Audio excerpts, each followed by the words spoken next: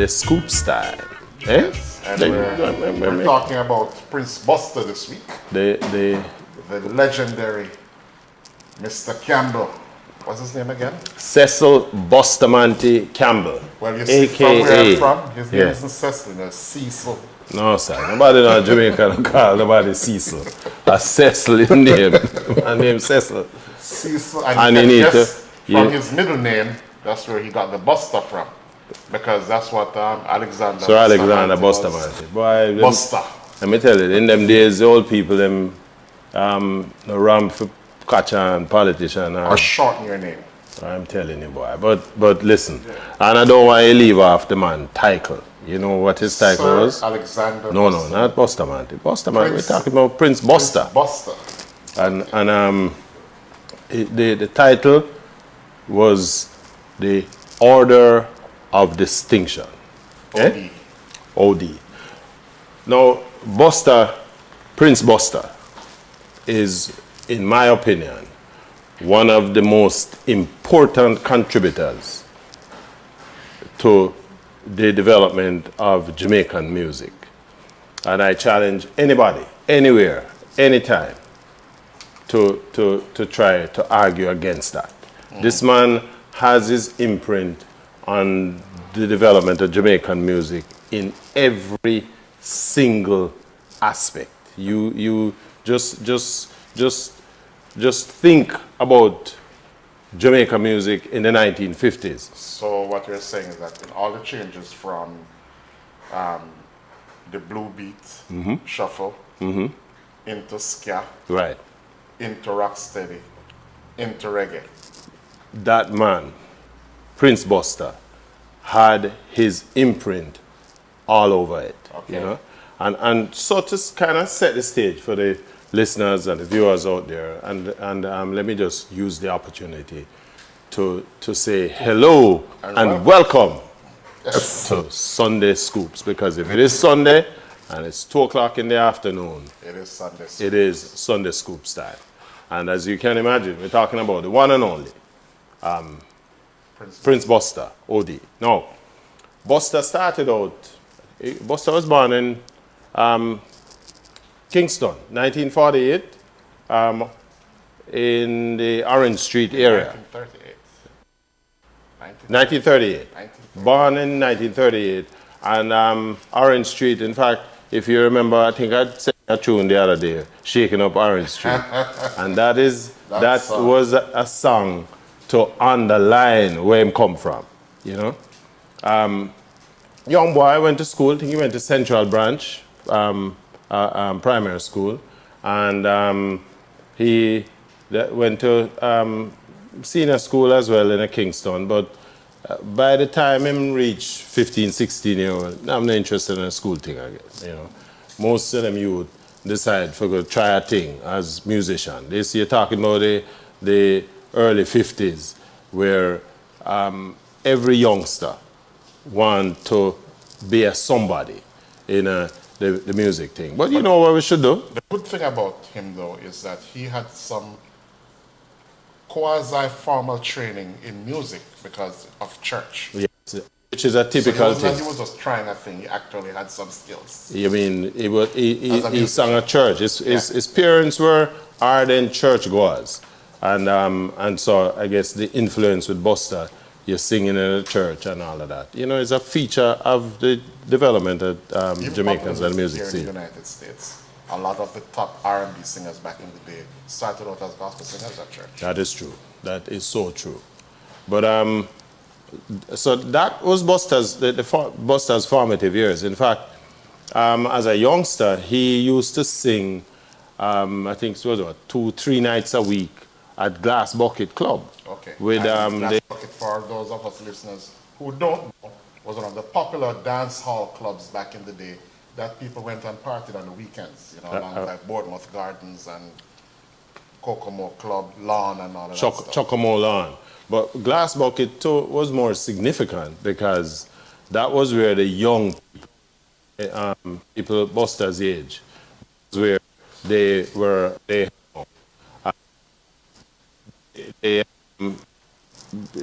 in fact, outside of that, he had pretended in a boxer as well. Yeah, pugilist. he was a man who could use his fist. Now, he grew up around the music, and in that time, the sound system was establishing itself as poor people entertainment. And here was Buster. In fact, his favorite sound system, you know what that was? Tom the Sebastian. Tom the Great Sebastian. And we talked about Tom the Great Sebastian in one of our broadcasts. We're going to do a program on the sound systems only, somewhere down the road. But Tom the Great Sebastian was owned by Tommy Wong, and his man, who had a general store. And he would go down and go listen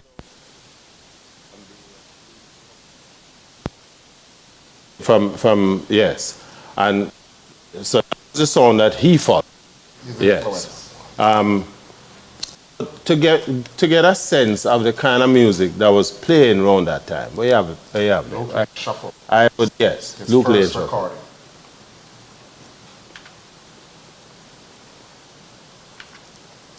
This is Prince Buster's. It really was his first recording was a tune called Little Honey. But this is one of his very early recordings as well, right?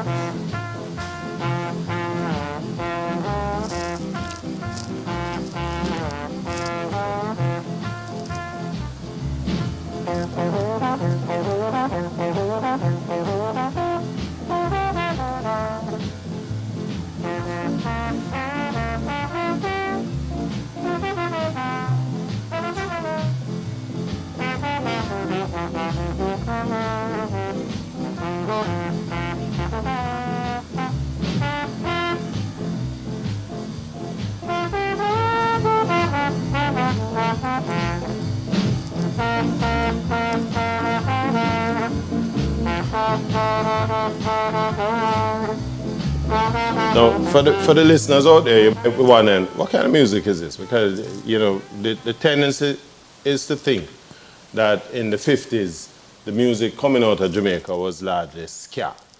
The truth is that ska was really a feature of the 1960s, early 1960s. In the 1950s, outside of listening to a fair amount of mento and calypso music, what Jamaicans were tuned into was a lot of blues music coming from the United States, rock and roll, a lot of it was and jazz, particularly the jazz, and it was not surprising either that once we started to produce music, we were producing music within that genre. Again, courtesy of the Alpha Boys School, which was training thing. But this tune really is kind of leapfrogging a little bit, because this is a tune that Buster actually did. But we want to just sort of set the tone for where we're going. Buster, having established his love for the sound system thing through his following Tom the Great Sebastian, what he eventually apprenticed himself to Coxsone. In fact, Coxsone, realizing that Buster was a man who was pretty good using his fists, decided to bring him on, and given his knowledge of the music, following the music through the sound system thing, Dad pulled him in. And what he would now do is follow Dad Coxsone sound. And he would also go to the competition dances and go spot out the man record. Because in those days, it was R&B and jazz and blues imported from America that was ruling the roost. Essentially, he was an industrial spy. It was, yes, it was the earliest form of industrial espionage. And so that was Buster, the thing. And he had a pretty good ear. So he would, listen to the tune, and he could work out who the singer was or the musicians were. And so come back to Coxsone, and Coxsone use him little derricks and bring down the tune, right? But it was not unknown that because everybody do it in the industry. It's just that Buster seemed to have had a pretty good system. But it landed him quite a number of beat up for according to the scribes. And it was as a result of him getting beat up all the time, because him go out man him sound system, and either he try spy out and thing, yes, or he try thief the record. So you get a proper beat. And the man him give him a proper beat. And then him discover, so after doing this for a couple of years with Coxsone, the usual, Coxsone not paying the money, and he not getting anywhere. And he decided, eventually that, something, I am going to hang out my shingle. And so he decided to start his own sound system. I think you should know that story, that in fact, in an effort to get some music to push through on his own sound system, he decided to go do this farmer program. Yes. Right? Staple amongst Jamaicans. Especially in that time. Betterment. There you go. That time. And so Buster use him little contacts and him get a thing with the Ministry of Labour and get on the farmer program. And by this time he leave Coxsone now, and Coxsone is a man who there's a famous politician who used to call him slow poison. Well, in those days, Coxsone was the slow poison equivalent, because he decided to bite Buster when him not look, and so he used his connections and made him pull his farmer ticket. So Buster almost turned up for leave the place, because There was not a lot of red tape and formalities. And so they were doing a final examination, for the physical examination. And the man look on Buster and I say, but you and them can't go chop cane in them, the country, them, and the man drive him out of the line. And of course, that ended his dream. But he decided that, something, that is not going to stop me from set up my music thing. And so he decided that rather than focus on the import, he go make his own music, right? And so this is where he now became significant. I think by that time, we're now trending into 1960s, 60, 61. Okay. And Buster is now this. He had some friends. I mean, in the singing thing from long time. People like Drum Bago. He had Rico Rodriguez, who was trained by Don Drummond. by Don Drummond, right? Or mentored, actually. And among a raft of other musicians.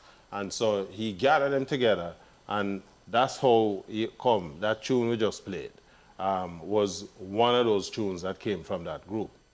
And then he decided that he wanted to experiment some more with the song. And so it is that experimentation, in my opinion, is what really kicked down the door in terms of Buster and his impact on the music. Because what Buster did next, remember now, he is basically building his portfolio of records for his sound system. Okay. In fact, the sound system was called, what the sound system name? Voice of the People. Voice of the People. Right? And which also later became his record label. his record label. But what he wanted, because again, a lot of his strategies in terms of his own development and the development of his music business was kind of to counter Coxsone. In that time, it was Coxsone and Duke Reid who were the main promoters, sound system operators and producers of music. And so he decided he going to go head to head with Coxsone. So, and that also started, you know, we remember last week we did the Delroy Wilson thing with the tracing tune. Right, Spit in the Sky. And there you go. Well, Buster decided to fill his cabinet with tunes that he would aim directly at Coxsone. Now, you imagine, in them days, you have a dance, and the man them find a tune because, you know, recording local talent. And what Buster realized is that the response To local of the talent. patrons to the local talent was far more significant than what was now coming through for the foreign input. And he decided that, you know something, let us take this to another level. I think by this time, Seaga had bust on the door with Manio, with Higgs and Wilson, and these young fellows, a trio of brothers. The Folks Brothers. The Folks Brothers wrote a tune, a song called Oh Carolina. Yes, I think the song was dedicated to one of them, had a girlfriend. Right. And so she became the subject of the song. And Buster read the lyrics, listened to them sing it, and he decided that he was going to do something groundbreaking with this. Totally with this song. different. And so Buster not only organized his cadre of musicians, he went to Warwicker Hill. Oh man, the famous Right? Warwicker Hill.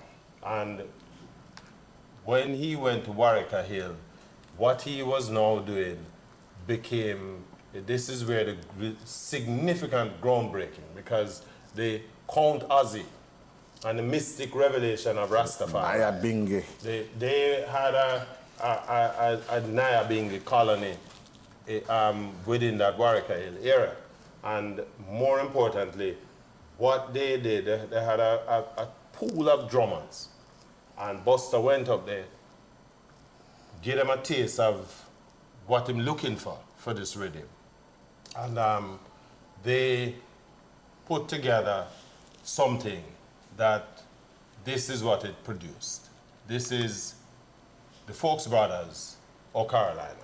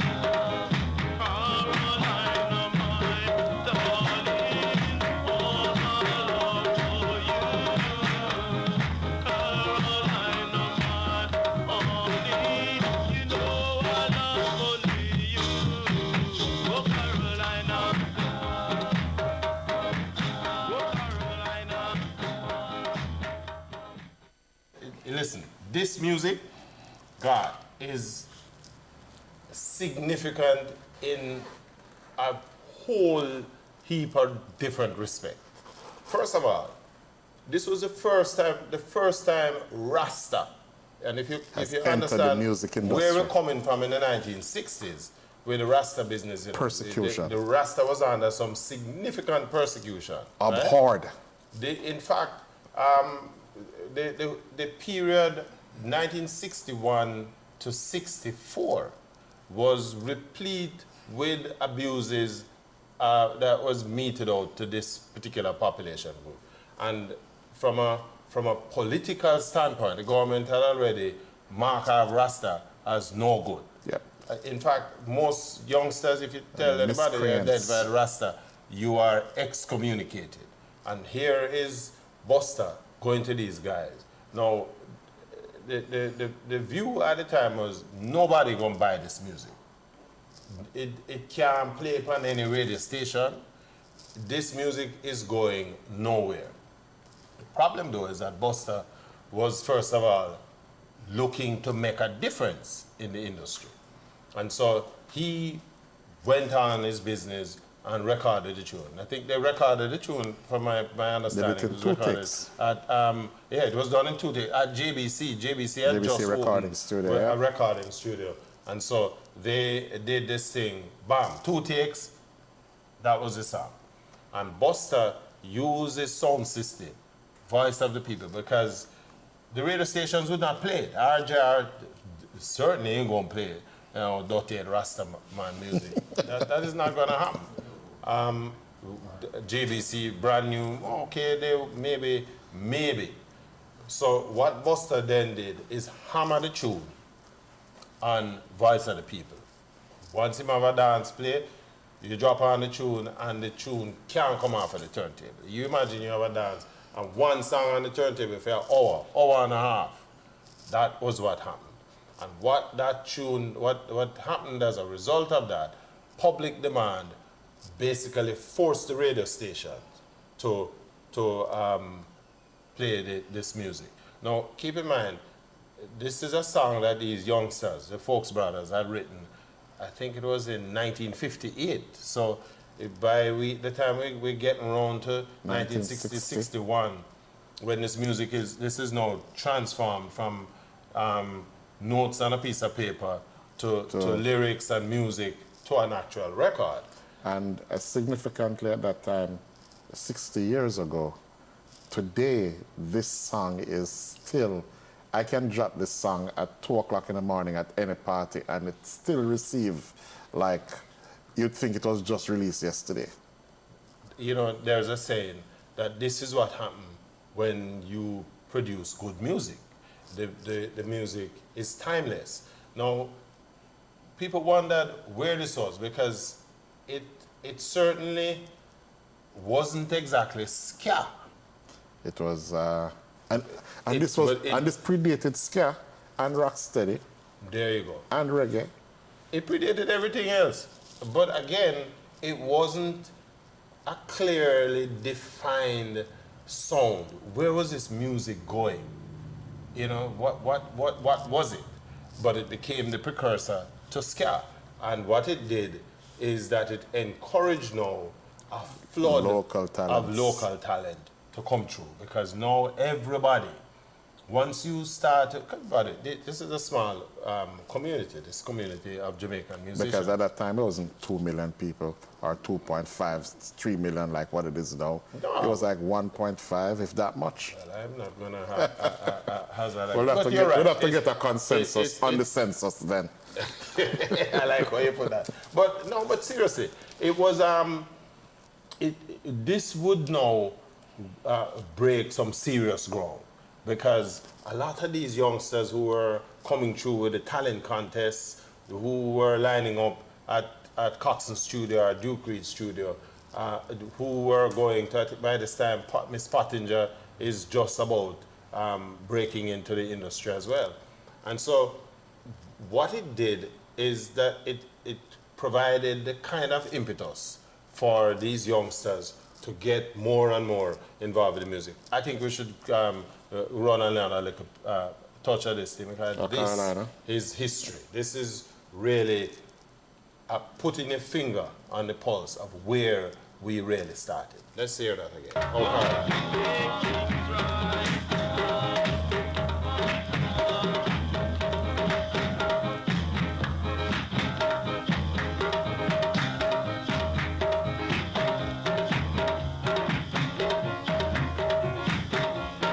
You listen to that repeating drumming, and you know what you get into the beat.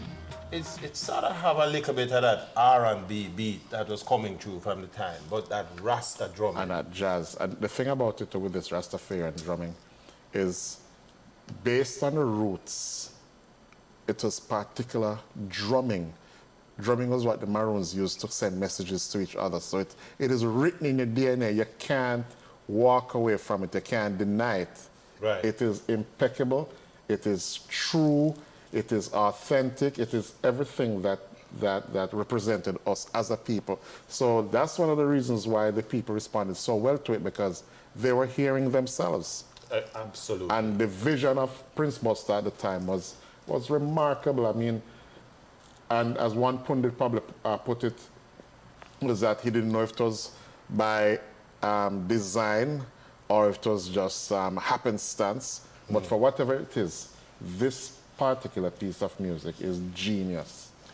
Well, I'll tell you. And with the Rastafarians coming in with the drumming, answer and call, you know? If you think about it, you know, based on that, because as a consequence of the Countess' group playing in this music, that basically was Rastafarianism signing into a significant aspect of Jamaican culture. The fabric of Jamaican music and culture. Absolutely. And what is even more, if you look at how the music was structured since then, that Congo drum beat literally became the anchor in a lot of Jamaican music, even to this day. Yes. You know, again, you're going back to our African, earlier African cultural heritage, yes. where the drum was that symbol that Pocomania. brought everybody. Pocomania, you're right. Where the other one name? Well, I cannot think of the dance, Geribente. There you go. But what's the religion that came out of Portland again? There's a Mayaism. No, not Mayaism. But we'll get it and mention it later on. But the drum, and the thing about it, when I listened to this track, I also realized that there was nothing in there for traditional drumming where you have the snare drum and your tom-toms and all of that. There's nothing, or a kick bass drum. All of this is just regular Nyabinghi drumming. Nyabinghi drumming. I think it basically made the acoustic involvement in our local music. That's what became significant. And that became a piece of that hook that has now fused Jamaican music going forward. Make a point. All right, so we're going to now explore a couple of the early recordings. Madness, which was one of the songs that I realized was from a youth, this song. I just have to just play it, you know.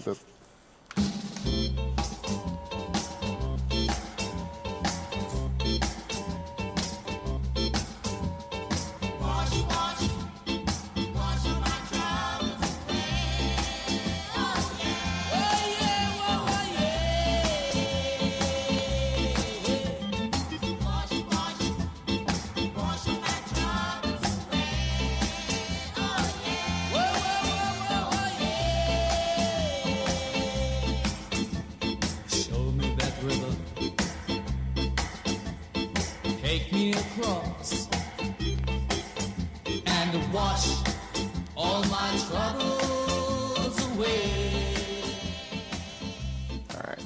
Now, this is a tune that, again, this is Jamaican creativity, because this is actually a blues tune that comes back, if I'm not mistaken, it's Ray Charles. The song is actually called Lucky Old Son, right? And this is Buster infusing his own creativity, takes away the whole structure of the original song, borrows from the lyrics, and this is what you get. Lucky Old Son. But Lucky Old Son, because the original tune is called Lucky Old Son.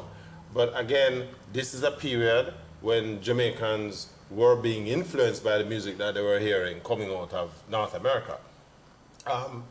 The Wash Wash itself is an improvement on an earlier tune called Madness, which we're gonna Flip it the other flip way. back.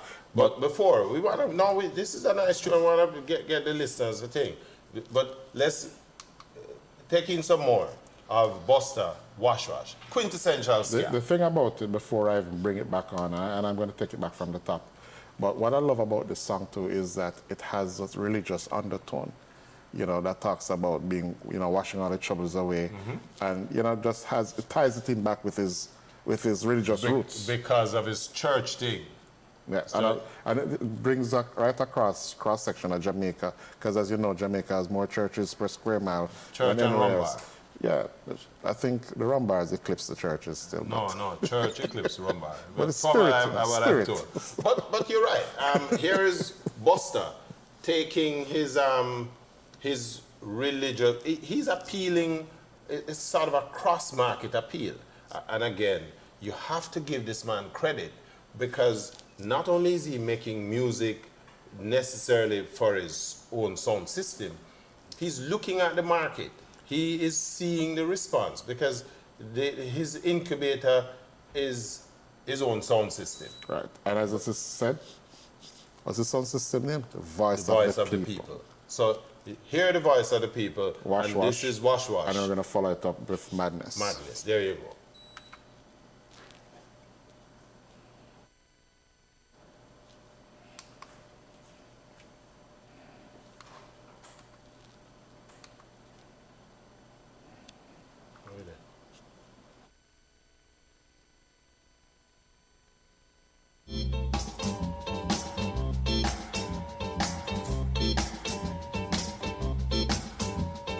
Wash, wash, wash all my troubles away. Oh yeah, oh yeah, oh yeah. Wash, wash, wash all my troubles away. Oh yeah, oh yeah. Show me that river. Take me across and wash all my troubles away. Like that lucky old sun, give me nothing to do but roll around heaven all day. So don't you hear me? Wash, wash, wash all my troubles away. Oh, yeah, After just basically kicking down the door of the Jamaican music history, because this man started out, he wasn't going behind the microphone initially, you know. He was recording other people. And then he decided, you know, let me put my own voice behind it, some of my thing. He had created his own band with Drum Bago and Rico Rodriguez and all of them. And so- some of the other musicians who would soon become the Scatterlights. Absolutely. So he basically would have been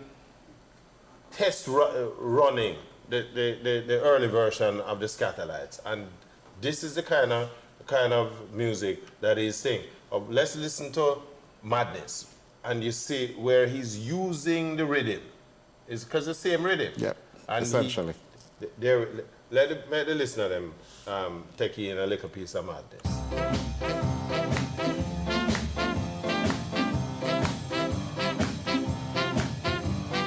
Madness, madness, they call it madness. Madness, madness, they call it madness. It's plain to see, that is what they mean to me.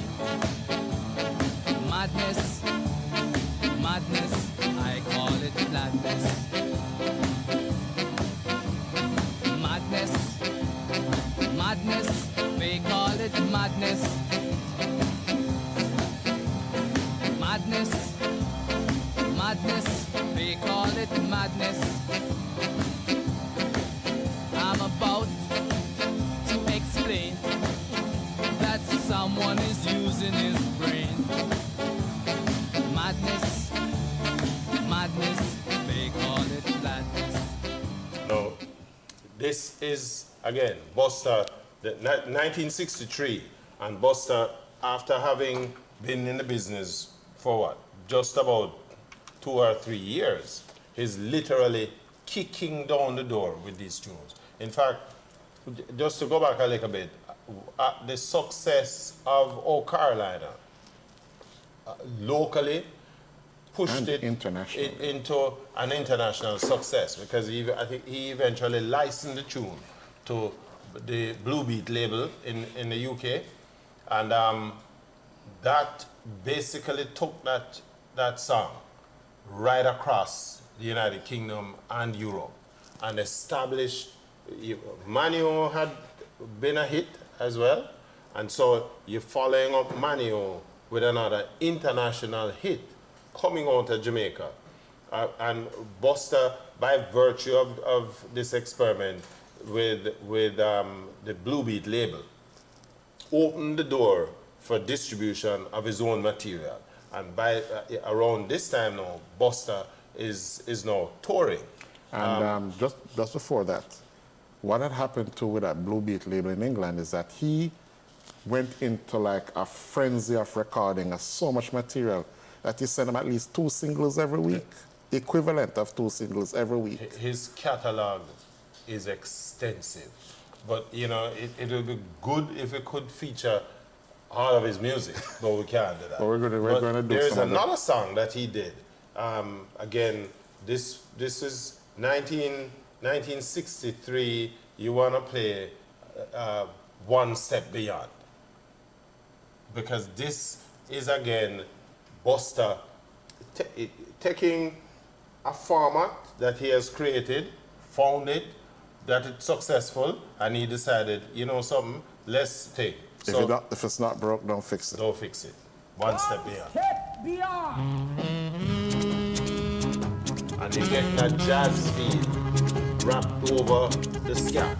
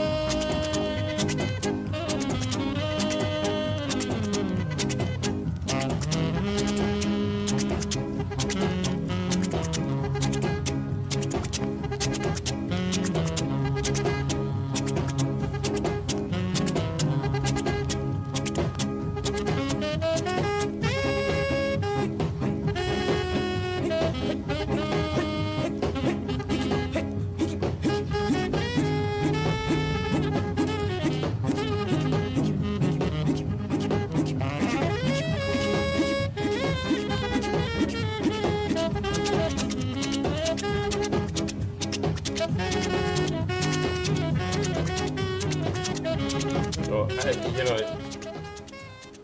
some years ago, about 10 years ago, I was in England and went to a dance where Rodigan played at the dance. And you know music David business, Rodigan, man. yeah. David Rodigan. First of all, I've always heard about this man, but you get a chance to see him up close. This old man, he said, oh, what is so Enigmatic. Yes. Because I couldn't figure it out, and by the time when I got in there was some other sound system played, and then there's a old white man come, and he decided field time, and this vinyl the man playing now, and Rodigan draw for this tune because they have a special cut of this tune, and when Rodigan dropped the tune on the turntable that night, I'm telling you, it was all over bar the shouting. And him have his own style where him have a nice big shout behind his tune. When him come out and him say, all right, son boy, you think you're wicked? Make a surfer and can't find this. And when him drop it on the turntable, him say, this is called One Step Beyond. And you kind of flashback to some of the information that you pick up as coming up As kids, and you're hearing certain things in the and you streets. hear how a dance would run in those days, and what Rodigan did in that couple of minutes is took us back to the 1960s in a dance hall, and he played a set of scat that night that literally teared down the place. And then you realize here is a music that we don't pay no attention anymore. Occasionally you go like a party in Jamaica You might. or here, and you might hear the might. sound man play two lick of ska. And most of the time, this or Carolina. Well, it might touch that and some little, you know, Humpty Dumpty kind of thing. But Solomon Agunde. the belly of ska that people like Prince Buster represent, because you have to admit that the Scatterlights apart, Prince Buster is easily the most significant player in terms of the ska era in Jamaica. All right. Let's go ahead and just give a little bit more of one step beyond while we And- get ready for that phone and call. we're gonna get, in fact, I just want the listeners to know that we're reaching out to none other than Dr. Dennis Howard, a man who we're gonna talk a little bit more about him. This one is the step same beyond. Dennis Howard from IRA FM days. Dennis Howard from Area FM. Dr. Dennis Howard, please give him the title. Dr. Dennis Howard. Yes, but one- in the meantime, one step step beyond, beyond. continuing Prince Buster.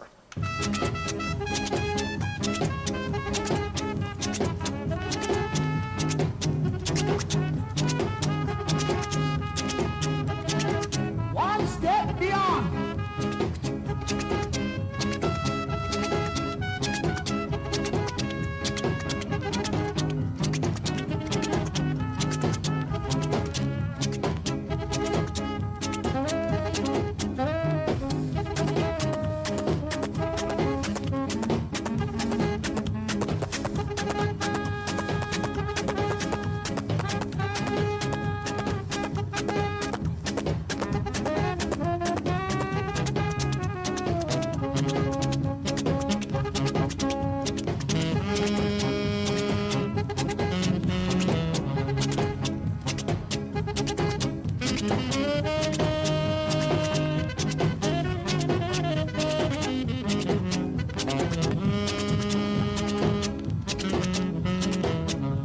One step beyond. One step beyond.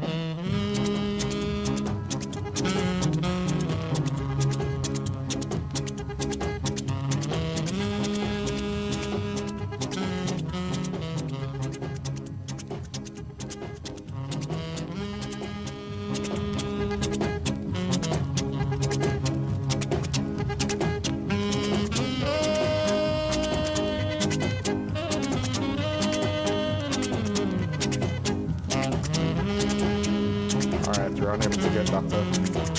For Howard. some reason, I'm not getting Dr. Howard on the phone. All right, well, let's continue and see if we can get him again, while they're talking. Now, by this time, though, Prince Buster has now established himself. It is now more than just him versus Coxsone and Duke Reed, because now Prince Buster is establishing himself as a significant player in the recording industry in Jamaica. As a producer. And Not even as an producer. artist yet, as a producer. In fact, that's where, because that's what he started out as a producer, and then he went behind the microphone and started to put out some of his own compositions. Just so the listeners know, we're trying to reach out to Dr. Howard. In fact, I think we have him on the phone. Dr. Dennis Howard. Hello? Hello? Hear me? Yes, I'm hearing you now, sir. We were just Hearing you loud and clear. we were wondering if you had gone on a holiday or the music sweet you so much that you forget that you need to be Sunday rice participating and in the show. Ladies and gentlemen, and out there in listener land and viewer land, World Wide Web. and all of you on the World Wide Web, we have with us this evening Sunday Scoop's special guest, musicologist extraordinaire, a man who has been there, not as early as Prince Buster, but certainly a man who has been there, a significant player in the formative years of Jamaica's music, none other than Dr. Dennis Howard. Dr. Howard, How are you, sir? I'm fine. I must say good evening and welcome to Sunday Scoops. We are, It's a great day because I am just coming from the National Gallery of Jamaica, where the Jamaica exhibition, music exhibition about Jamaican popular music was just launched. wow, wow. I'm sure we're gonna hear a little bit more about that from you as well. But Yes, man, definitely. today, Doc, we are retracing some of the steps of the great Prince Buster, a man who, in my opinion, has his imprint all over Jamaica's music. We wouldn't be here but for somebody of the ilk and the order of Prince Buster. Your take? Definitely. I was fortunate enough to grow up amongst a lot of the greats because of my father, James Howard. So I grew up in Eastern Kingston, but traveled to Western Kingston a lot because of my father. He was based at Roseley. So I had to pass everybody you can think of, from Prince Buster on Orange Street Right. to Scotch Ferry on Charles Street to Derrick Harriet on King Street, and not to mention the Whalers right on Decent Street and Chancery. Chancellor Lane, yes. Yeah, and at Chancery Lane you had people like Joseph Bukim with his pressing plant. Yes. If I traveled north for it, it would be Randy's and Joby's and Eyeglass Rest. So I saw these men every day of my life, you know. And then the thing is, my father and a lot of them, including Coxon and Boston, they were friends. Wow. You know, because my father is the original dance promoter. Yes. Who used to promote dance from the late 50s, go straight into the 60s, with every sound that you can think of, from V Rocket, Coxons, Prince Buster, Tom the Great Sebastian, and all of them. So I kind of had a front page view of the music and how it developed.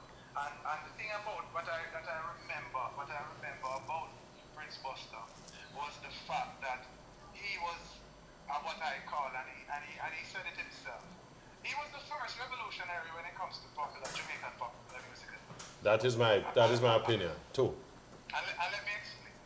He was the first one to say, listen, we were imitating the R&B songs and the sound. Yes. So the harmonies, the three-part harmonies, were reminiscent of the 50s doo-wop groups, and when it comes to the 60s, we were imitating The Temptations and so, yes, and Impressions, right. The Motown the stuff. Delphonics, so everybody was Philadelphia. singing falsetto and all of those type of stuff. Yes. But as early as in the 50s, the late 50s, when everybody else was talking about the Jamaican Tom Jones or the Jamaican Bing Crosby, but Buster said, listen, we need to rough up this music, we need to Jamaicanize it, because it was too sweetie.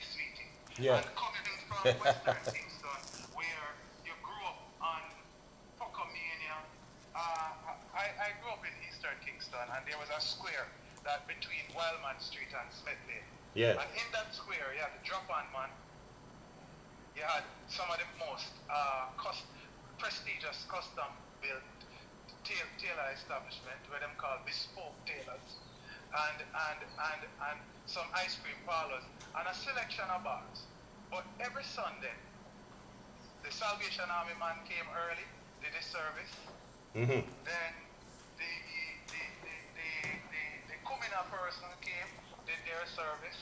Then the Pentecostal person came and did their service. So between a 5-hour, 6-hour span, you had all of this different type of music and representation in that space. And that was the same thing in Western Kingston, and everybody grew up on it.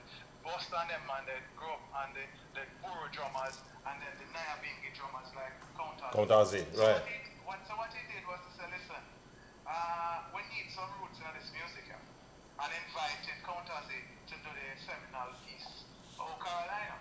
Yes. Which sometimes people erroneously believe that it was a scat tune and was a proto-scat tune. Nothing of the sort. There you go. It was if anything, it was proto-Nyabingi. Because you can't have a song dominated by the Nyabingi drum. aesthetic and then say it is scat. You understand? Yes. So I beg to differ where that is concerned. That was and it also points to an issue that I have where we have never sufficiently recognized Nyabingi as a Jamaican genre. And it definitely is a distinctive genre of Jamaican music. You know, pioneered by people like Ozzy and Ras Michael and the Sons of Negos.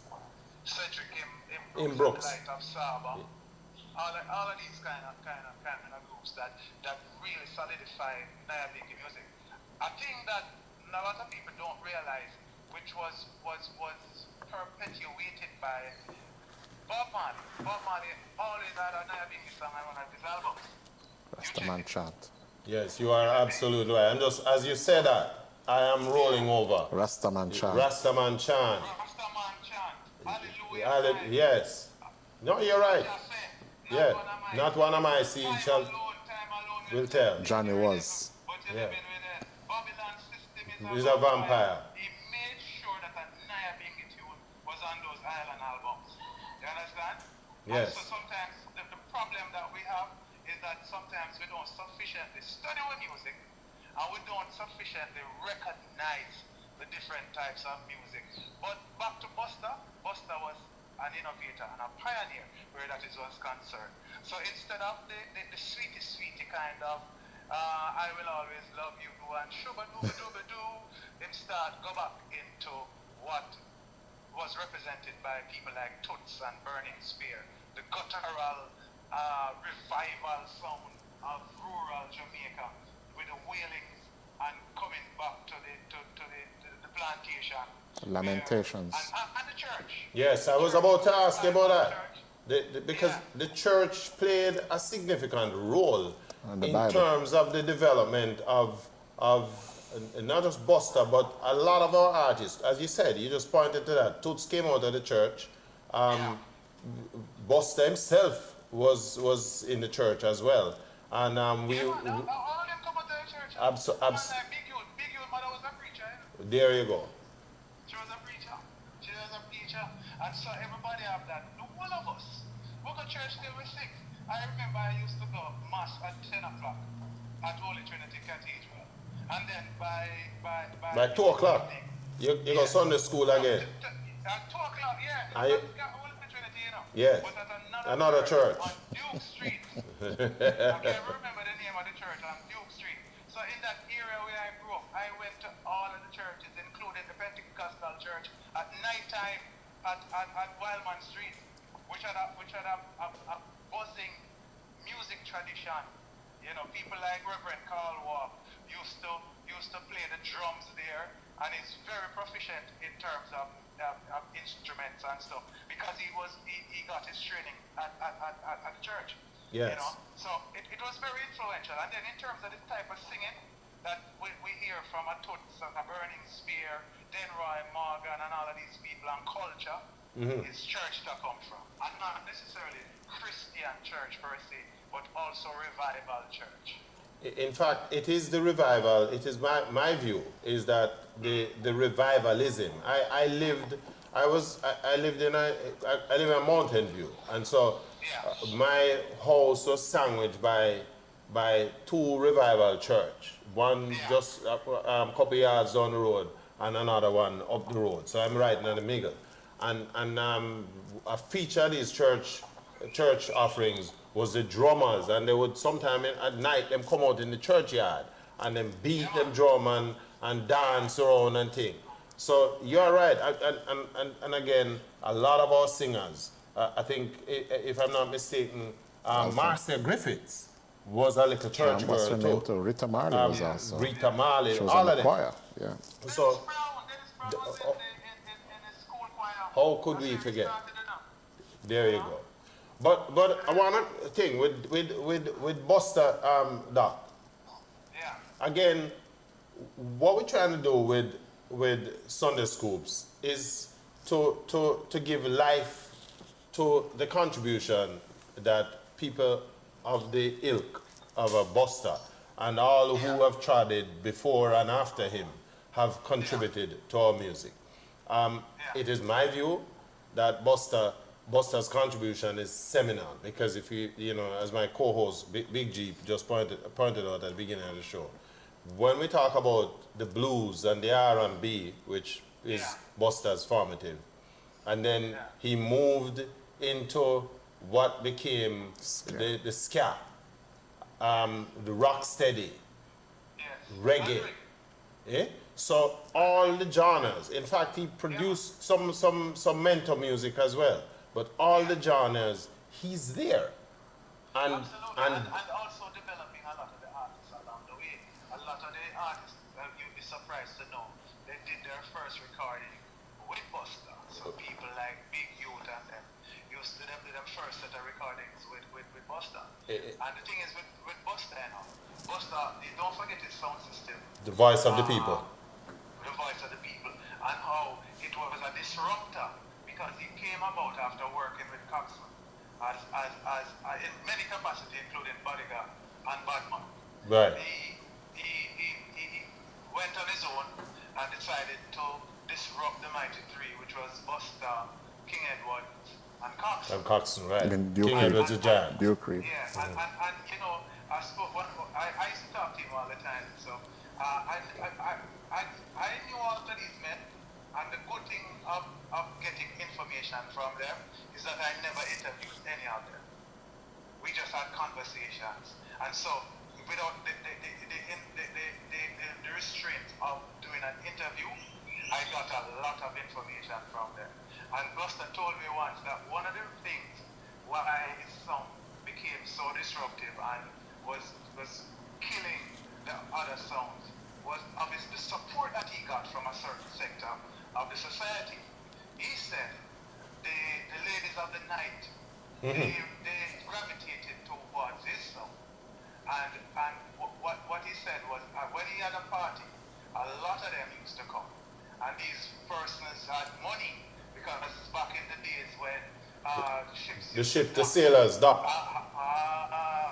So they used to dock, and they said, and the concept of the independent Jamaican woman, Yes. a long time that I've gone. Also tell me that these women came to the dance with their own money and spent freely. And so because a lot of women were at the party, you know, so Where women go, the men will answer follow, yeah? I like it. I love it. So I'm saying that was part of his success and the fact that he was recording music that was kind of totally different from the norm. You know, he spoke to me about how he and people like Clancy Eccles and 9-year-oldness decided to say, listen, Duke Reed and Coxsone murder we with the rocksteady. We're going to find something else. Yes. And that was the early departure Into reggae. Yes. In fact, he was recording at the time. You made mention earlier that he was recording a lot of the young upcoming talent. Foremost among them was Derek Morgan.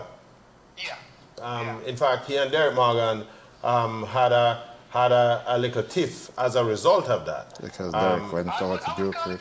I think it was just excitement and rearing. Listen, You know, they're very good friends I know. over the last- Yes, up to the last of his life. Yes, they were. I remember a couple of years ago, like in 2005, we were downtown in Orange Street, and when the two men saw each other, it was, you know, a whole heap of love and embrace, you know. So it was a clash, but it was a clash that was deliberate, and they maintained their respect and love for each other. In fact, it drove the recordings as well because one of the there was a series of records between Buster and Derek Morgan, Judge the Blackhead Chinaman. We're gonna touch a few of them tunes this evening. Judge Dredd. Just to clarify something too. Yes. When I said that there was all love between them during that period, there were some elements that took it too far. Oh, differently. So I don't want to seem like I'm rewriting. Rewriting history. I'm glad you Yeah, think yeah, because yeah. we're gonna speak to that in a little bit as we go down with the program, Doc. But you know, I cannot help but say to you, tell you how important this is for us. We to have a man like you on the program with not just your level of scholarship, but the fact that you have been there. You were there at the beginning, and it's still there. I know you had a big hand to play with the startup of what was it, IRFM. IRFM. Yeah, man, yeah. I'm one of the founding fathers of Ireland. Reggae radio That I station, remember, reggae rocking radio underneath. station. Yeah, man. So, Yeah. you know, and that's kind of what we trying to do with this little program is This to program. you know, I'm going to warn it a little at this point, but we certainly, the world is our oyster. And we would like, Doc, to invite you back on this program. In fact, I would love to, you know, off here, you and I would wanna have a chit chat with you because you have that reservoir of information. I say it like a Jamaican reservoir Yeah. of information, which is, you know, what we want to do is it is the music, in my opinion, that puts Jamaica on the map. You know, not taking anything from the tourism and the Rastafari. fast running and the Rasta thing, but the fact is, it's the music. And if we don't do what we can, in fact, I remember Carlton Alexander looked at me one day and said, look over your shoulder. And I'm looking, wondering, what is Dickens him talking about? But to cut a long story short, what I'm essentially saying is, it's you who's going to be the mover and the shaker. Yeah. And you need to own that role. And I'm going to tell you this story before we go. Yeah. I don't want to forget it. Now, you spoke about Buster and the influence that he has. A lot of people don't know that he was a trailblazer in terms of getting the diaspora Jamaicans involved in the Jamaican music.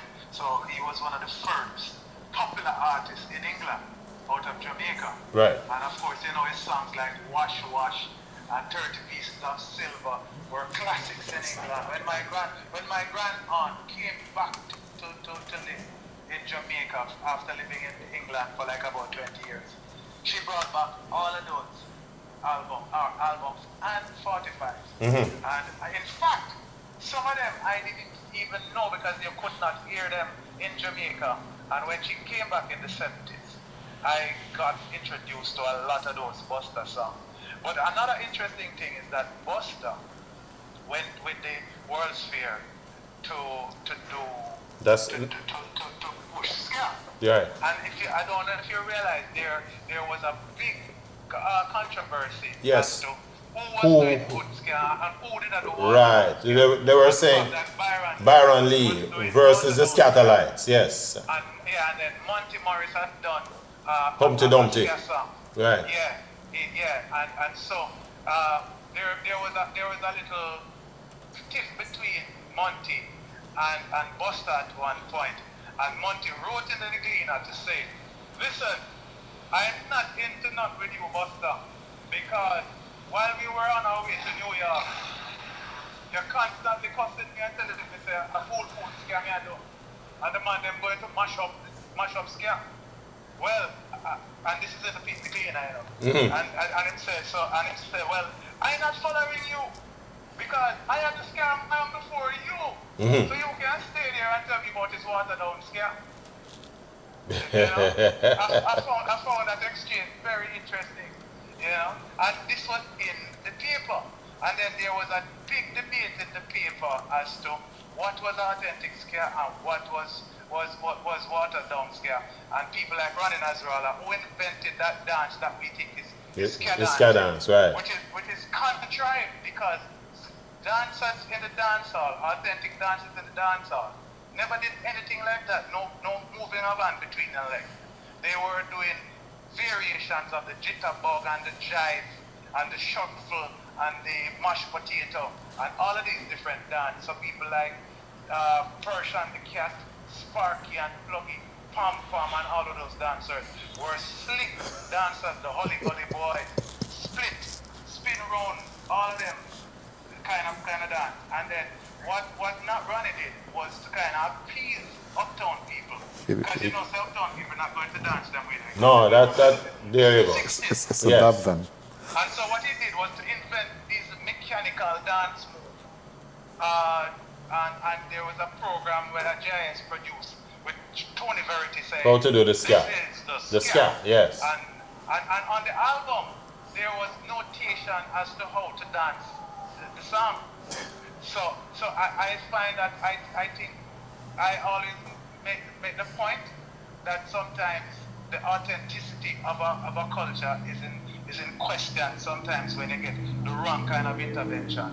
Because that kind of, if you ask anybody now how you dance the ska, they're going to show you that dance. That's the dance you're gonna do. When I travel all over the world, scholars ask me if for some strange reason I show them that clip, they come to me after and say, tell me something. Did Jamaicans really dance like this? And I just say, no. And they always say, oh, okay, because it just don't make any sense to me. You know, on their research on our music. And so Ronnie was in the paper saying, you know, oh, we have to come together, and we are not supposed to be fighting, and all of that. I'm familiar. It was a very interesting debate. I'm familiar with the discussion. In fact, a big part of it too was the issue with the Scatterlights, because the Scatterlights and everybody who knew anything about Jamaica music then thought that if you're gonna go to the World's Fair, you're gonna carry your best. And the one man said, but you can even find some of the Scatterlights, man, they must smoke a whole heap of weed and all kind of foolishness. There you go. So the man said, That's another issue. yeah, but that sounds like something where I think we just find the topic where we need to bring you back on that. Eh? Because we could Go on and do on the and on. rest of the program on this basis alone. You know? Yeah.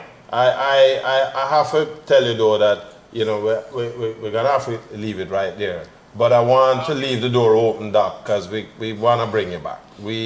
This is a discussion that is too important for us to just end it right there and that's it. Eh? Anything from a KC and Camperdown, bro. Ah, you see? Let me tell you about family. There you go. You have some people I didn't go to KC. I went to DeCarteret College, which Yeah, but predates KC by 15 years. Yes, we can't, but that's why him don't understand his family why I'm not on the team. The purple fabric. The purple fabric. Listen, Doc, thank you very, very much. Ladies and gentlemen out there in cyberspace. Yep. You have been listening to Dr. Dennis Howard, our special guest on Sunday Scoops this evening, taking us down the road in this special presentation For Prince Buster. Prince Buster. OD. Dr. Howard is a legend in the industry in Jamaica, and we're gonna bring him back. Yes, we're gonna bring him back. Doc, we're gonna talk off here.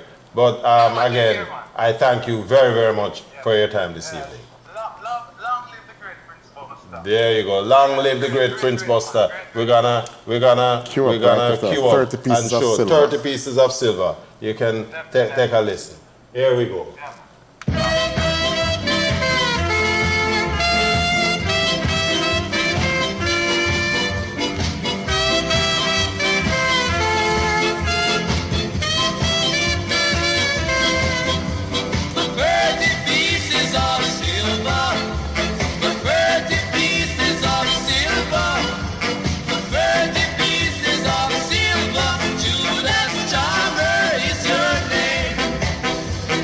Sure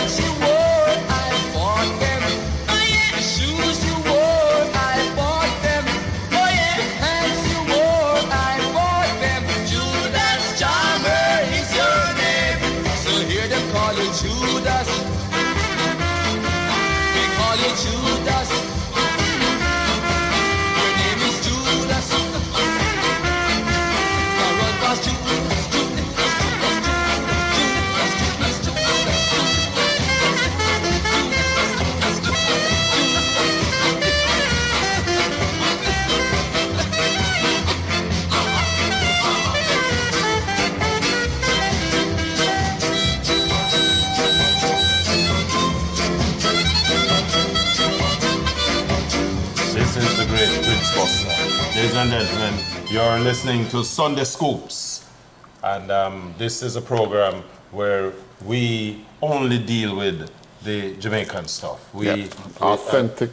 Authentic Jamaican musical creations. And today we are on our turntables today. You're only hearing The mighty the work from the mighty, and the great. the great Prince Buster. OD. OD. One of the other great Prince Buster songs, They Got to Come.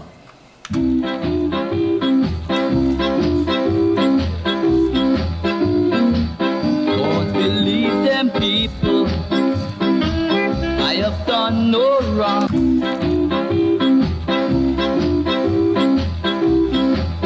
Don't believe them people. I have done no wrong. So will you kindly help me? Help me to sing my song. These bad-minded people would like to see me down, but when the game is over, All I pull up, selector. All I pull up. I tell you, old age is ahead of my thing, you know. Because I'm trying to figure out what's going on here. But seriously, listen to this Prince Buster song. Here is Buster. This is the mid 1960s, and Buster is literally, and again, Cemented. even before I make this point, I think it's important to just remind the listeners that at this time in Jamaica's music history, Coxsone was the man who was known to be pushing ska, because a lot of the band, what eventually became the Scatterlights, this band had been, or members of the Scatterlights had always been part of Coxsone's studio band. And so once they started, that ska beat started to take shape, Coxsone thought that he had the dominance, if you will, because he claimed that he had these musicians on contract. Granted, they were playing with, going from studio to studio. Buster himself had also picked up some of these musicians as well, and they formed part of his own band, his own studio band called the Prince Buster All Stars. Right. And so Buster's All Stars. as he put out material, he became the target of Coxsone. And what these producers were known to do at that time is that they fight each other on the record.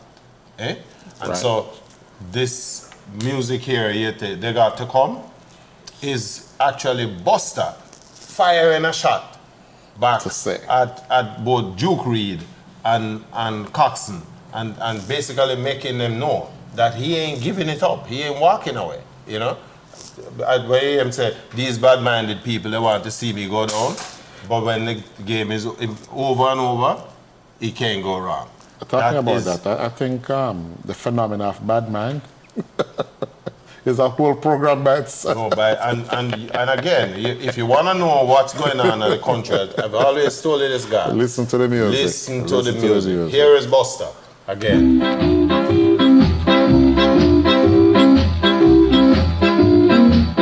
don't believe them people. I have done no wrong. So will you kindly help me? Help me to sing my song.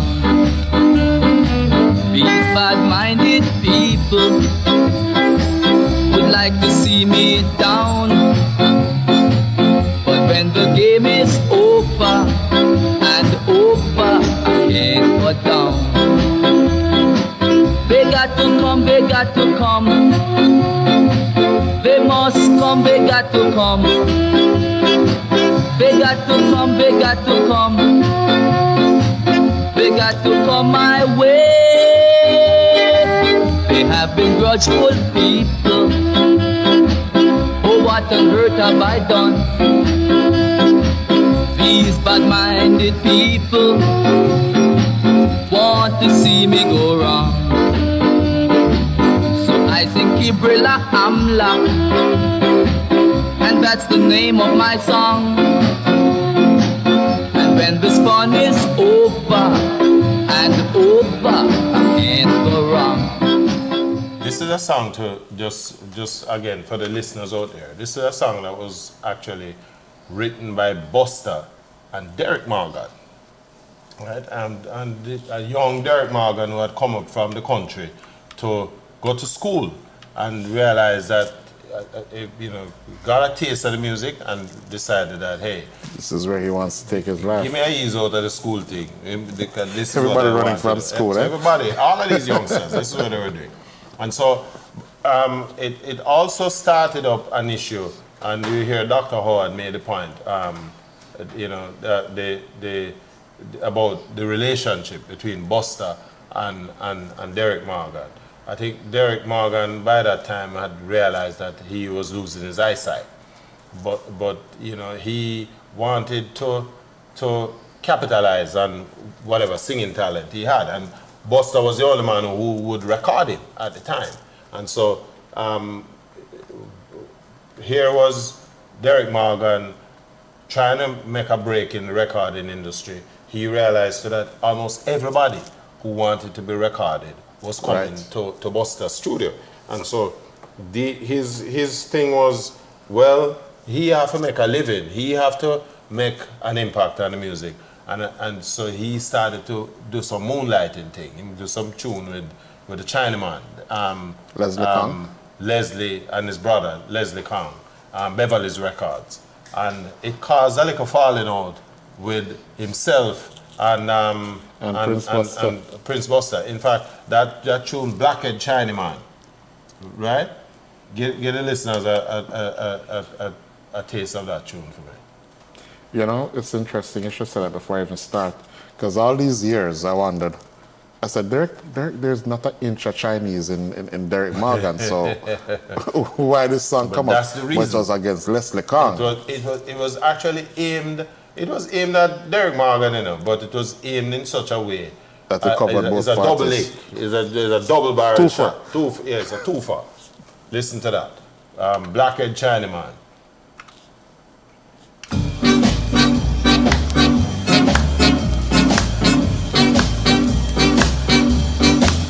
You done stole my belongings and give to your Chinese man.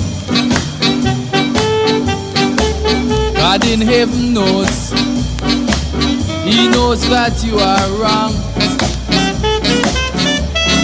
Are you a Chinese man? Are you a black man? It don't need no eyeglass to see that your skin is black. Do you prefer your Chinese man to your fellow black man? Speak up, friend. It's plain to understand. It won't be very long. They'll have a change of plan to use you and use you, then refuse you. At the time when this song came out, this is another turning point in the music as well, because this song wasn't. It was still ska, but it was ska slowing down. Right? This because it was around this point in time where the rocksteady music came into vogue. Yeah, because ska music is inherently a way faster, like 125, 130, even some 140 BPM. And that's not 140 And this BPM. is 115 BPM. There you go. So it was a slowing down of the music as such. And it just showed again Buster at this cutting edge. And by this time too, Buster is assembling a battery of singers and musicians for the next wave of Jamaica music, which is where Buster, in my opinion, you know, we historically, it is said that Treasure Isle, Duke Reid dominated the Rocksteady era. But I would say, while Treasure Isle was significant, Buster gave Duke Reid a significant run for his money. Coxsone by this time had kind of dropped out of the thing because by now the music is slowing and Coxsone wasn't too sure where this was going either. So he kind of, Jamaica man say him turn so back a little bit, could step back and allow these guys who are out there and running the thing, let them take the pace. And then he come in. And as you know, Coxsone dominated Rocksteady still. But this is Buster sending a signal through the beat that the music is slowing down. Continue, my brethren. I did not know your poor parents were from Hong Kong. Every man has a right to where he belong. So declare yourself and tell me where you are from.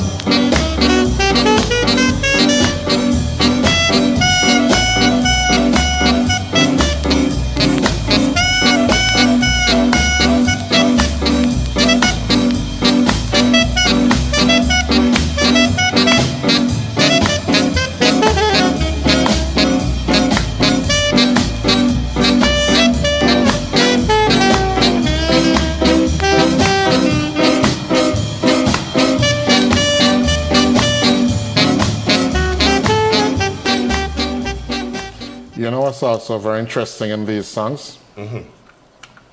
Is by then the traditional drums had come into play. Right. But one of the significant features of Prince Buster's songs was the hand clap. hand clap And that the is harmonica. recorded and the harmonica. Yes, yeah. And even in O Carolina, some of the saxophone riffs that you hear were not saxophone, you know. That was Prince Buster using a comb and, Oh, yes, and silver and paper thing, yes. to simulate. Again, That's how- Jamaican creativity. Because, you know, what is amazing? Or using his mouth to simulate the sound of a saxophone and that kind of thing. But it worked. And it is responsible for creating some of the biggest pieces of music that came from the era. Here's another big song that, again, this song could not be contained in Jamaica. Gangster music, if you will. This is the first big gangster The big music. gangster As a matter of music. fact, it fueled some of the big gangs that were in England at the time. So here's a list let of it go to the Al list. Capone, which was released in 1965.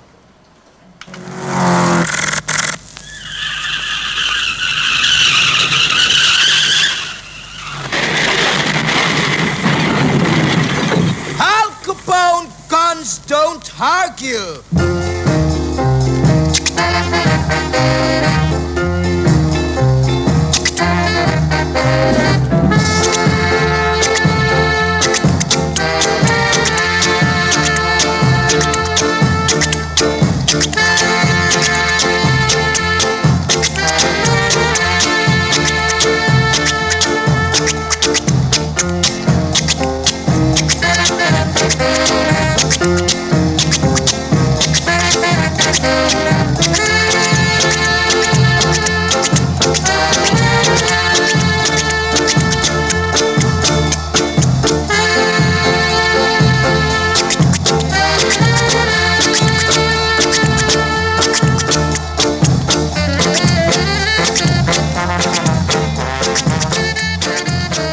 So we're gonna have to go try and earn some money. But you know, one of the, something else. If you're listening to this, as you listen to this music, and you hear that,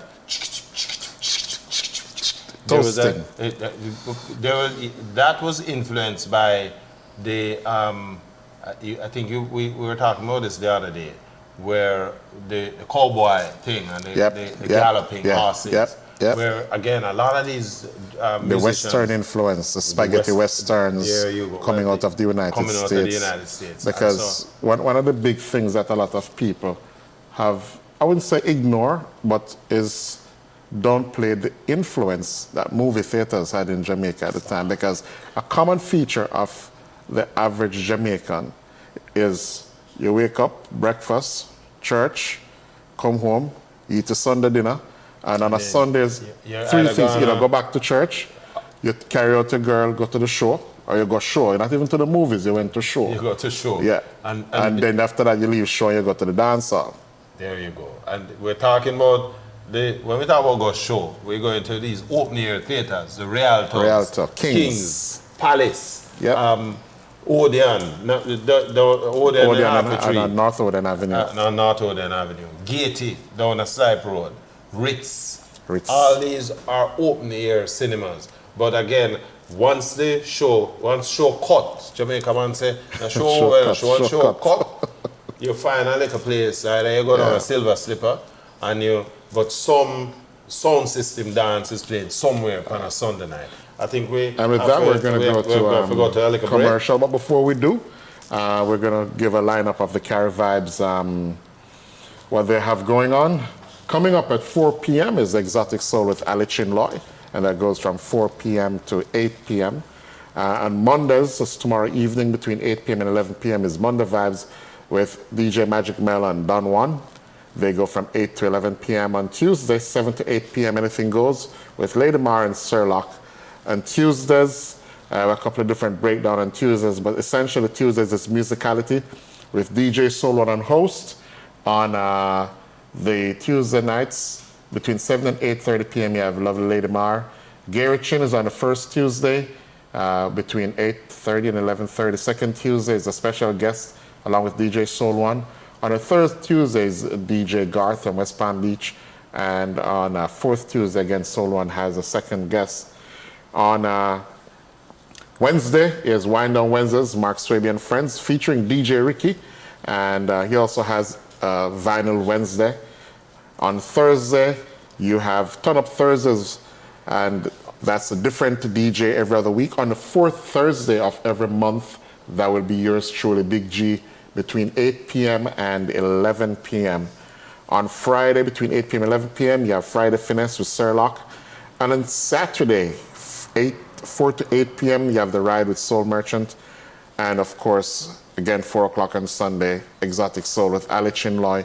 And on Saturday, it's In Our House between 2 and 4, right?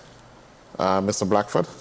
In Our House on Tuesday. Two girls, yes, those two young yes. ladies. So All right. they have been behaving themselves. But they have a nice little show. It's really worth listening. All right, so you can, those are the offerings that Cari Vibes has during the week at www.carivibes.com. So them to Sunday. And on Sundays, I don't understand. Yeah? But On a that's- Sunday between 2 and 4 4 p.m. o'clock. yours 4 truly p.m. again with Richard Blackford. Sunday Scoops, 2 p.m. to 4 p.m. Next week, Sunday, I'll be rootsing down in Jamaica. I won't be here next week, but I'm sure that Richie We're has... we're gonna pull your passport. Just thing. I didn't want to, but since you bring No, it up, yeah. But no, the show goes on. the show goes on, and I'm sure have that... the capable hands of DJ Magic. Who, All right, yeah, he's going to be your and co-host next week. He will be the co-host, and more importantly, we're gonna feature the birthday boy yesterday, Dennis Emmanuel Brown. Wow. Commander of Bridget, the you Order need of from Distinction. 2 p.m. till about 8 p.m. for that. you know. Well, we have to negotiate with the other people who are playing. But I know that is going to be a hit That's going to be magic. presentation. That's going to be magic. It's going to be magical. And, DJ Magic, I hear him run the sharp in him claw from long time, innit? Yeah. And then we're going to bring back Dr. Howard, of course, Okay. to continue that discussion on Jamaica's music. The song for coming back on is a song that this young man here mashed up my head with. Let me tell you something. I think, for me, class is just that, class. And in my opinion, that's what Prince Buster represented. Here's a man who was not afraid to take on the establishment. He certainly wasn't afraid of the status quo.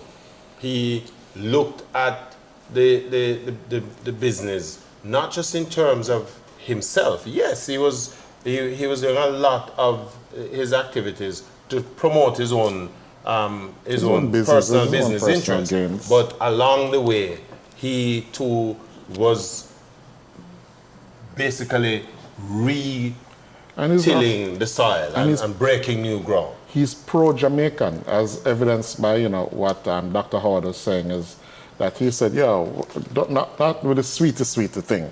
Let's do some rough. Now, this is a song. No, before we even play that, I want to go back the Al Capone tune, because that Al Capone tune that you listened to there earlier on, when that tune hit, that tune was a big hit in the United Kingdom. Yes, it was.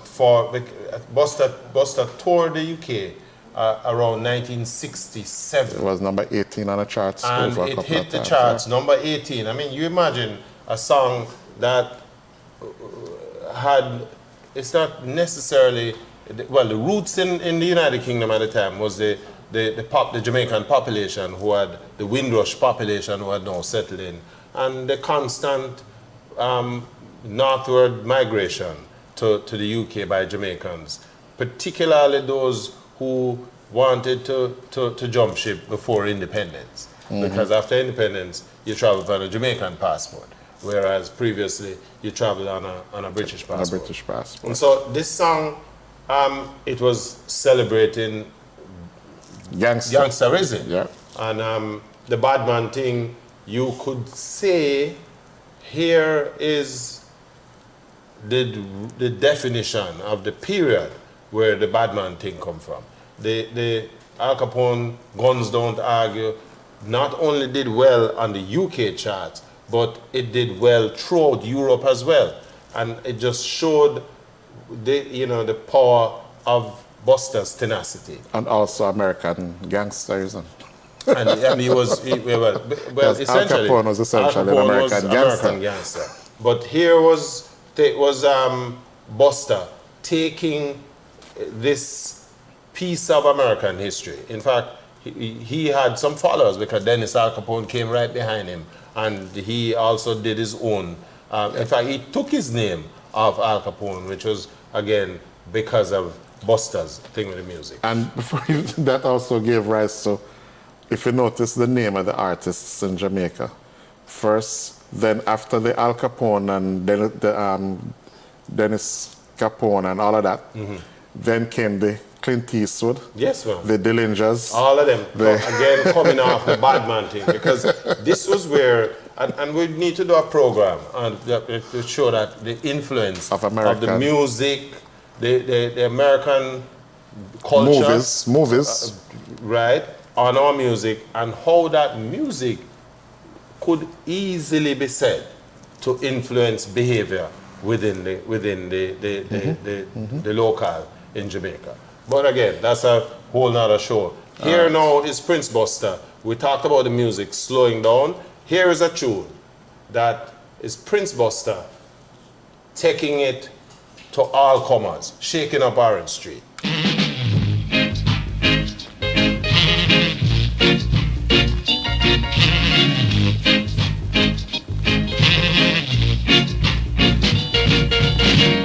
Don't be scared.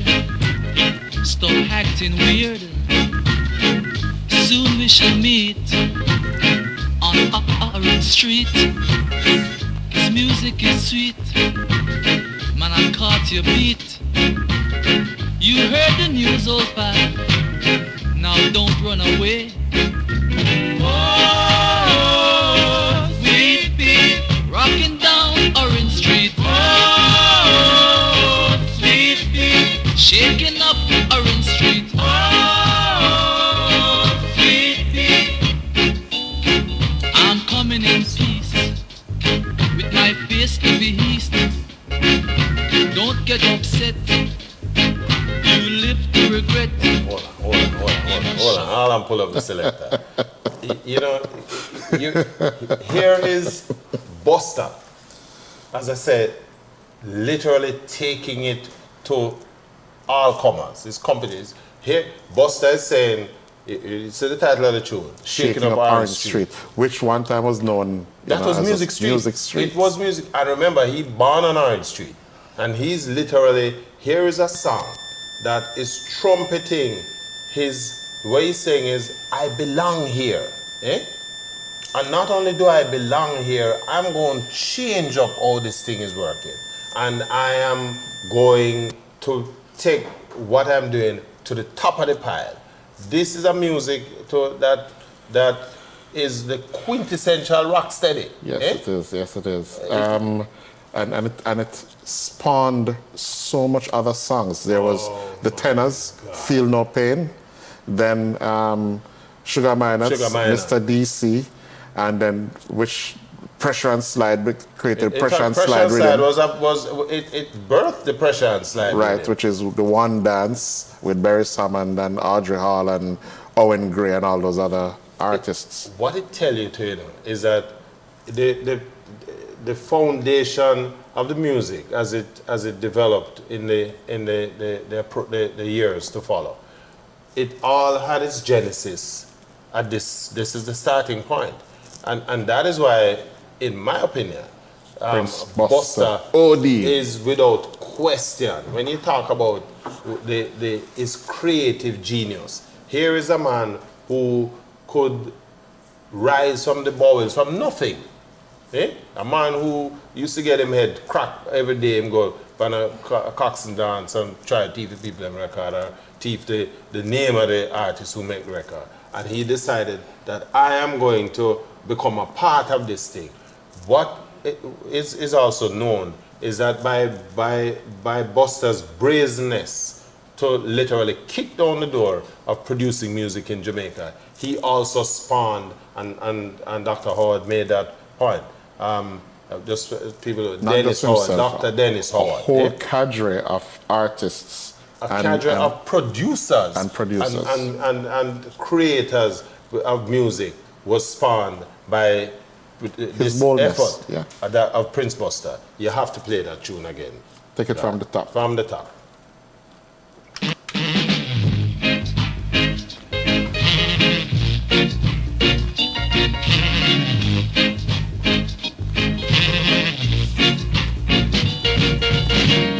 Don't be scared, stop acting weird. Soon we shall meet on Orange Street. Cause music is sweet, man, I caught your beat. You heard the news, old pal, now don't run away. Oh, sweet beat, rocking down Orange Street. Oh,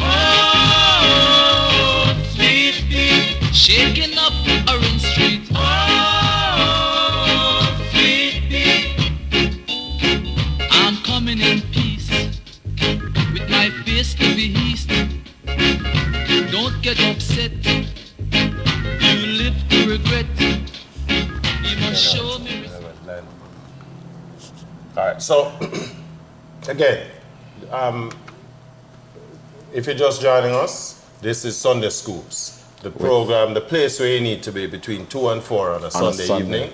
This is Sunday Scoops paying tribute to the great Prince Buster, OD, a man who the history of Jamaican music has his handprint all over it. A man who has been integral in terms of his involvement in Jamaican music through all the genres. He was there at the startup. He opened the door to the ska, rocksteady, and segued himself into the early era of reggae. Buster is known through his record production business to have given birth to a number of artists, people like Alton Ellis, Toots Toots Hibbert, or Toots and the Maytals. Again, crossing the lines in terms of different genres. Ska, rocksteady, blues, jazz. This is Prince Buster. What you have on the turntable? I have one of the collaborations with the Maytals. I got a pain in my belly. And then we're going to touch on the Judge Dredd situation my right after that. goodness. We, Yes, we can't wrap up this evening You- without you're- touching you're on it. right. As a matter of fact, you know what? Let's go into it. straight into it. Starting out with Judge Dredd. And You want this to have is a the rude three-person boy before? era. This is where the music is appealing to the rude boy to desist. And when it's not happening, this is what Before we even get into that, it's essentially it's almost like things coming back full cycle. oh my goodness. Because if you think about what's happening in Jamaica right now, you know, It's the same period. and you know, us allowing Amnesty International to dictate, but let's listen to Judge Dredd. Judge Dredd.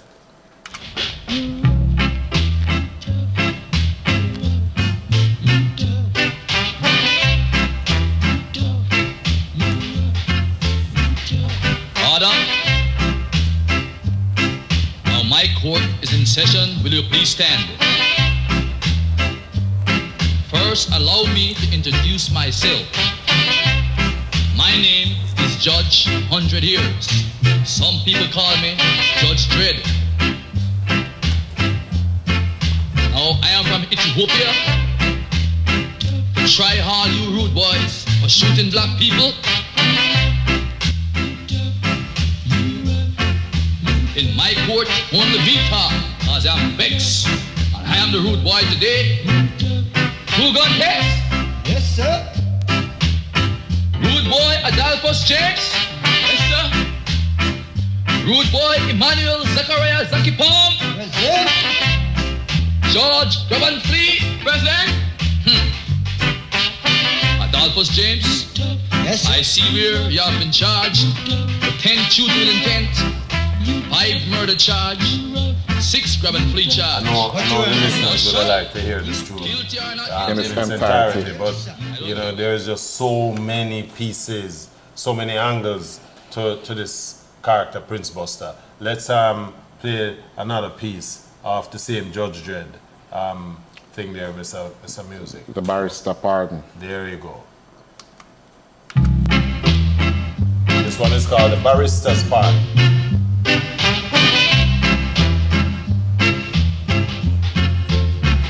Order. Now this court is in session and Judge Dredd is presiding. I have before me 700 letters asking pardon for Emmanuel, Zaki Palm, and George Govan Flea. But I've decided to grant them pardon under certain conditions. They must report to the probation officer every morning. And they must be of good behavior for the next 5 years. No more shooting, no more looting, no more boom joy. And if they come back before me for the same charge, I wouldn't say what I'll do. And for celebration, I've brought for them today a freedom man by the name of...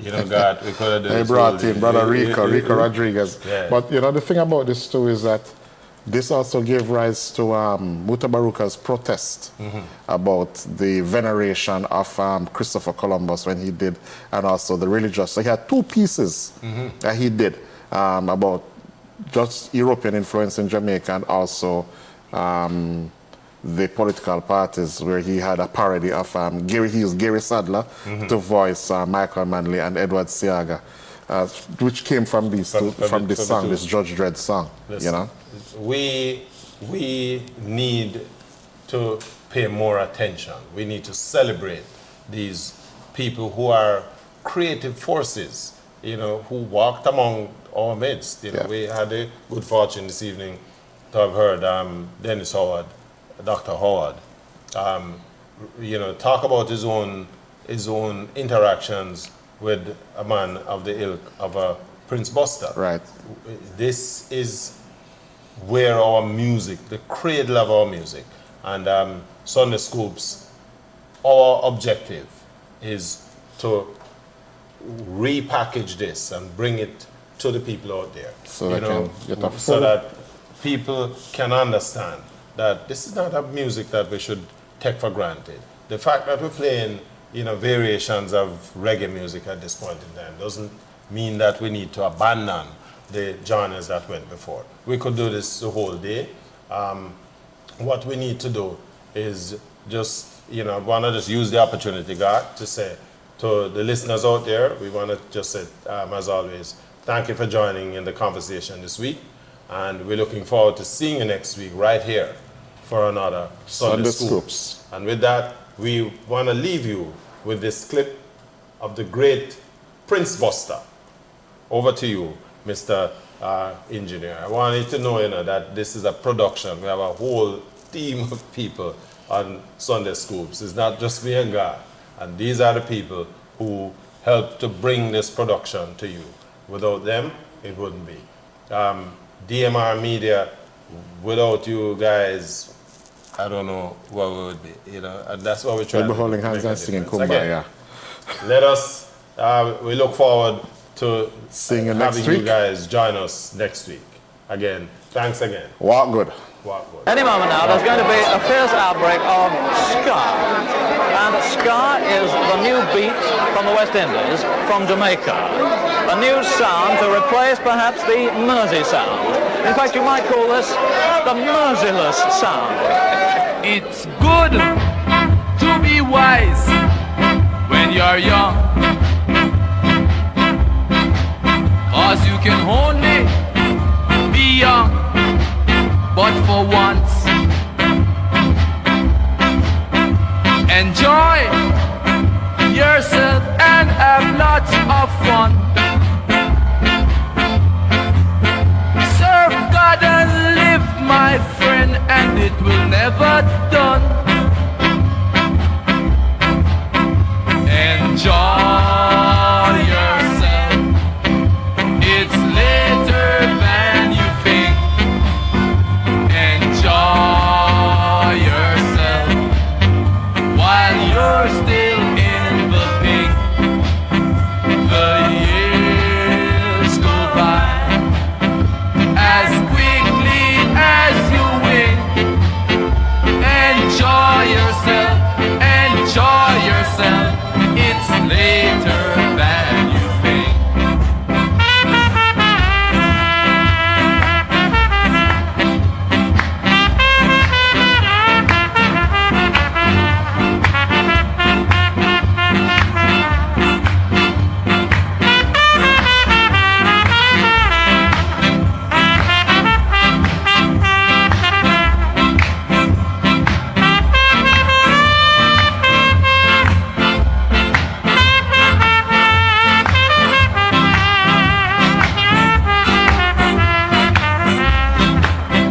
Get wisdom, get knowledge and understanding.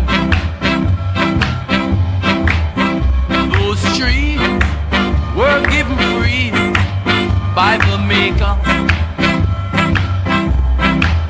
Go to school, learn the rule, don't be no faker. It's not wise for you to be a footstool. So enjoy yourself. It's later than you think.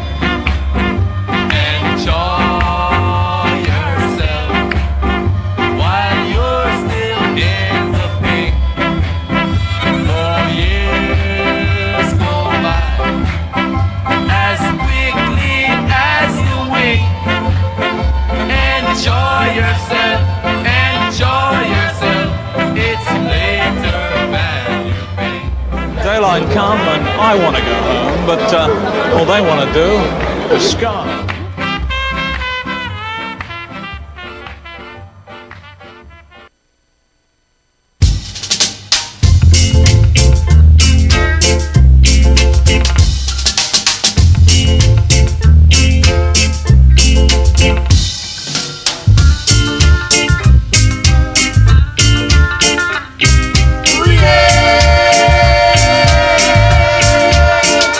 Sunday's coming.